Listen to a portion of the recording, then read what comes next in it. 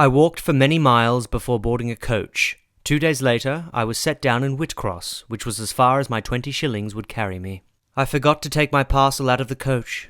Now I am absolutely destitute. I sought employment, but there was none to be found. I begged for food, but was rarely given any. Days passed, and my strength began to fail. I slept in the fields and had no shelter from the rain. I thought I might well die before morning. Cold and hungry as I was, yet I carried on. A light beckoned me through the darkness. I followed it to a clean, humble house. 2 graceful women sat within, reading. By contrast, my own position felt more desolate and desperate than ever. The maid greeted me with distrust. Despite the cold and the rain, she would not let me enter. "I can but die, and I believe in God. Let me accept his will." "All men must die, but this is not just. Please, come in." "It is very well we took her in. She would certainly have been found dead if we did not. I wonder what she has gone through. She seems educated, and her clothes are fine. Strange hardships, I imagine. Poor, pallid wanderer." "Her nerves have been overstrained, but there is no illness. She should recover with rest." "My heart warms for the poor little soul. I wish that we may be able to benefit her permanently." "That is hardly likely. You will find she is some young lady who has had a misunderstanding with her friends. Soon she will be restored to them." "Oh, you are awake already?" "Yes." "Are you hungry? Let me get you some porridge." "Thank you. I promise I shall not eat long at your expense." "No. When you have indicated to us the residence of your friends, we can write to them." "I am absolutely without home and friends." "A most unusual situation at your age. You have never been married? You are a spinster?" "I'm not married, no. I need help. I seek a job that I can do that will provide me the bare necessities of life." "What can you do?" "I was educated at Lowood School and was a private governess for the past year. I was obliged to leave 4 days ago. The reason why I cannot explain. No blame is attached to me. I am free of guilt, but had to leave with speed and secrecy, taking only a small parcel which I lost during my travels. I thus arrived here, quite destitute. Exhaustion and despair had brought me almost to the last gasp when you took me in." "You said your name was Jane Elliot?" "It is not my real name. I fear discovery above all things."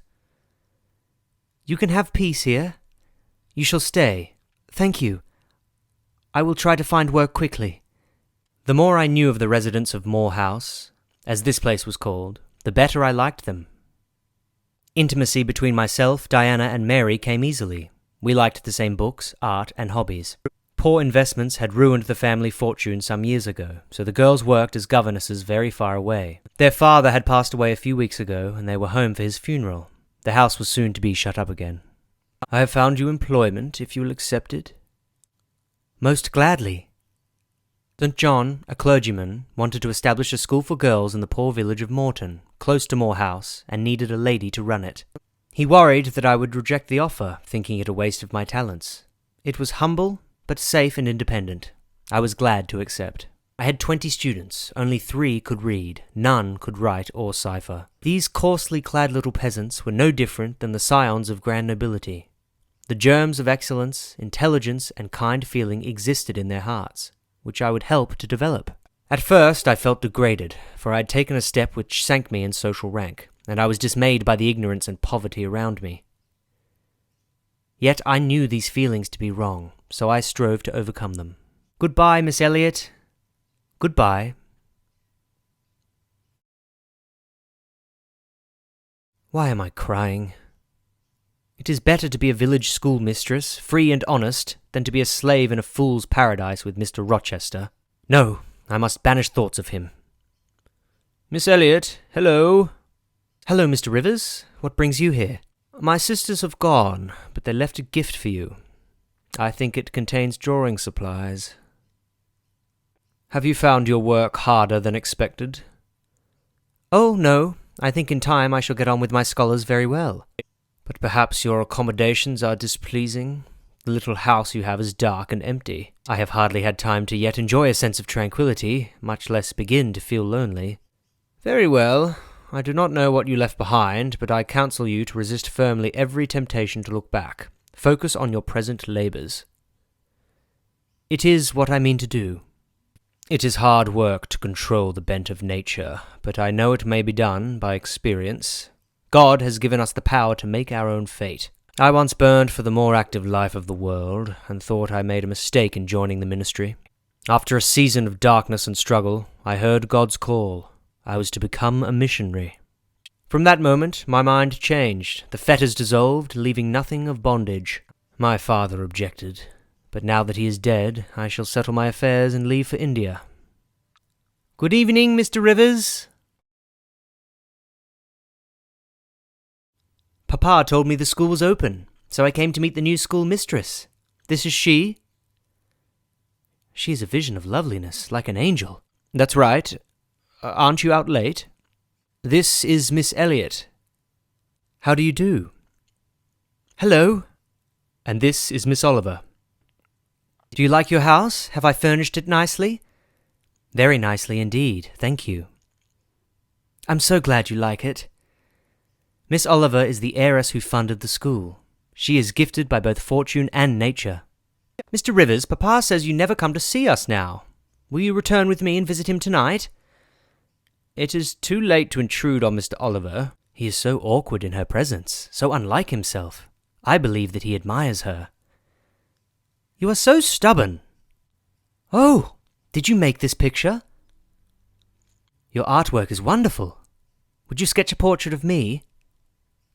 With pleasure.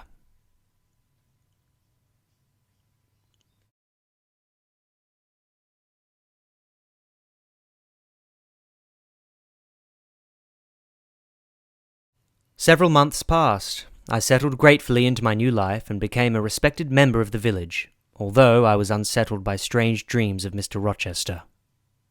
I came to see how you are spending your holiday. Drawing, I see.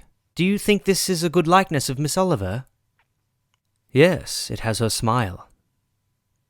Would it comfort you to have a copy? It would not be wise. It would be wiser for you to take the original at once. She likes you, I am sure. Does she? I love her wildly, but I am certain she would not make me a good wife. A missionary's wife must work hard, suffer, and endure. Such is not for Miss Oliver. You might relinquish that plan. Relinquish? My great work? It is dearer than the blood in my veins. And Miss Oliver? Are her disappointment and sorrow of no interest to you? You see my true nature. I am a cold, hard man. If this is true, why did you help me? I did not come here to argue philosophy. I have been contacted by a solicitor in London, a Mr. Briggs, who seeks a young lady matching your description, a lady named Jane Eyre. Oh, I must have signed my real name by mistake. It is you, then? Yes. Your uncle in Madeira is dead. He has left you all his property. You are now rich. Quite an heiress. What? I? Rich? Yes, you. Perhaps now you will ask how much you are worth? How much? Oh, a trifle. Merely £20,000. £20,000? That's a fortune. You should be happy, but instead you look aghast. What is the matter? It is a large sum. Don't you think there is a mistake? No mistake. I will leave you to your sorrows. One moment. What? It puzzles me why Mr. Briggs thought you could help find me. Oh, I am a clergyman. We are often appealed to about strange matters. No, that does not satisfy me. It is a strange piece of business. I must know more. I am a hard man, difficult to persuade. And I am a hard woman. Very well, I yield. Are you aware that I am your namesake? My middle name is Eyre. No, indeed. My mother's name was Eyre. She had two brothers. One was a clergyman who married Miss Jane Reed of Gateshead. The other, John Eyre, Esquire, was a merchant in Madeira. Mr. Briggs, being Mr. Eyre's solicitor, wrote to us last August to inform us of his death. Due to a quarrel between Mr. Eyre and my father, we were passed over in favour of the clergyman's orphan daughter. However, the heiress had disappeared. You know the rest. Your mother was my father's sister. My aunt, then, meaning you three are my cousins. Oh, I am glad. How strange you are. You were serious when I told you that you had a fortune, yet now, for a matter of no importance, you are excited. It may be of no importance to you, for you already have a family. But I had nobody, and now I have 3 relations. Write to Diana and Mary tomorrow and tell them to come home. Diana said they would consider themselves rich with £1,000, so with 5,000 they will do very well. Sit, I will get you a glass of water. You must make an effort to calm your feelings. Nonsense! Will such a bequest induce you to stay in England and marry Miss Oliver? You are confused. I have been too abrupt in communicating the news. I am rational enough. £20,000 divided among our uncle's 4 relations will give us 5,000 each. We shall all have our independence. This is impulsive. You do not understand the society and prospects such wealth would open to you.